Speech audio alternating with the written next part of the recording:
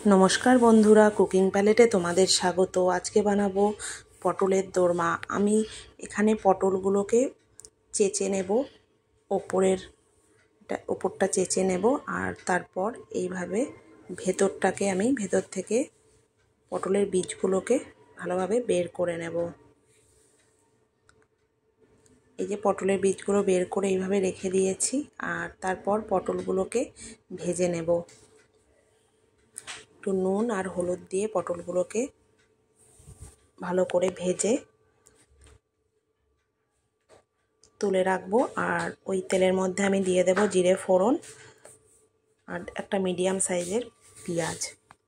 তারপর দিয়ে দিয়েছি অল্প একটু জিরের গুঁড়ো, অল্প একটু ধনের গুঁড়ো, খুব সামান্য পরিমাণ দিয়েছি অল্প একটু হলুদের গুঁড়ো, একদম ছোটো চামচের 1 চামচ করে দিয়েছি সব কিছু। দিয়েছি স্বাদ মতো নুন, দিয়েছি 1/2 চামচ লঙ্কা বাটা, আর বেটে রাখা পটলের বীজগুলো দিয়ে দিলাম। এবার একটু নেড়েচেড়ে নিয়ে আমি চিংড়ি মাছগুলো এভাবে একদম ছোট ছোট করে কেটে রেখেছিলাম, সেগুলো দিয়ে দিলাম। এবার ভালো করে নাড়িয়ে রান্নাটা করে নেব। আর এদিকে পটলটা ভেজে তুলে রেখেছি।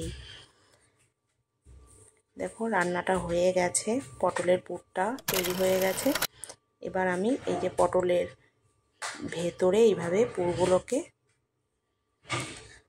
ঢুকিয়ে দেব। প্রত্যেকটা পটলের মধ্যে পুরগুলো আমি ভালোভাবে ভরে দেব।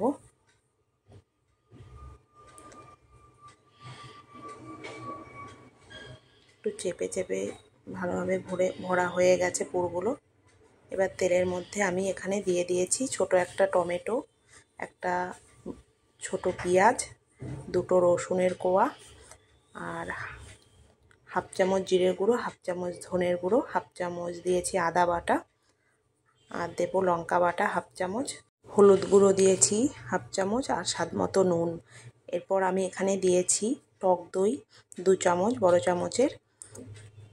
তারপর গ্রেভিটাকে ভালো করে একদম কষিয়ে নিয়েছি, আর এখানে অল্প সামান্য জল দিয়েছি 1 কাপের মতো। তারপর ঝোলটা ফুটে গেছে, আমি পুর ভরা পটলগুলো দিয়েছি আর গরম মশলা দিয়ে নামিয়ে ফেলেছি। তো বন্ধুরা, রেডি হয়ে গেছে পটলের দোরমা রেসিপি। আমি নামিয়ে নিয়েছি। তোমাদের কেমন লাগলো জানিও। এই রকম হয়েছে। ভালো লাগলে আমার চ্যানেলটা লাইক, শেয়ার, সাবস্ক্রাইব করে দিও। ভালো থেকো, সুস্থ থেকো।